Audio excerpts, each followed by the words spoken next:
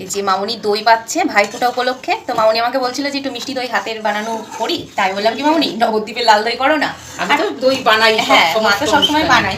তো এই দেখো ক্যারামেল করে দুধটাকে জাল দিচ্ছে, হাতাতেও লেগে রয়েছে মা ক্যারামেলটা। হ্যাঁ, তোমার জন্মদিন, দাদার জন্মদিন, যে কোনো অনুষ্ঠানেই বাড়িতে পাতি দই, মিষ্টি দইটা। হ্যাঁ, আবার এমনিও আমাদের খাওয়া হয়, এমনিও খাওয়া হয়, সবসময় তো ভিডিও হয় না। হয় না। আর টক দই পেতে রান্না বান্না করি। দইটা রয়েছে, দইটা মা ফেটিয়ে রেখেছে, এখনো খাটনি আছে এর পিছনে। আর কনডেন্স মিল্কটা দিবা, তাই তো? কনডেন্স মিল্কটা দেবো, আমি চিনি দিই না, কনডেন্স মিল্কটা দিই, চিনিটা দিই ক্যারামেল করে। ও দেখো কি সুন্দর ফুটছে। এই যে দুধটা জাল দিয়ে ক্ষীর করে নিয়ে দইয়ের সাজা একটু দিলাম, ঠিক আছে, দিয়ে এবারে দইটা ইয়ে করব, মানে মা ফাটাচ্ছে। এরপরে সব বাটি বাটি ভর্তি হবে, ভর্তি করে, আর অনেকটা পরিমাণে মা করেছে ভর্তি করে এবার গরমে, মানে হ্যাঁ আমি চাপা ঢাকা দিয়েই করি। হ্যাঁ মা একটু এরকম ইয়ে করে, হ্যাঁ হ্যাঁ মানে বুঝাচ্ছি কতটা ঘন হয়েছে। গরমে বসালে এখন ঠিক হয়ে যাবে। হেভি।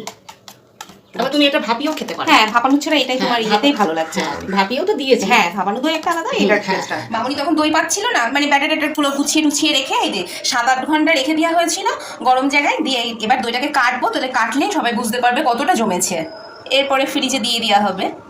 দেখো চামচটা পুরো ঢুকে যাচ্ছে, দেখেছো? দেখো এই দেখো দই ফাটার, এই দেখো গাটাও পুরো ছেড়ে দিয়েছে, কত সুন্দর তার মানে জমেছে দইটা।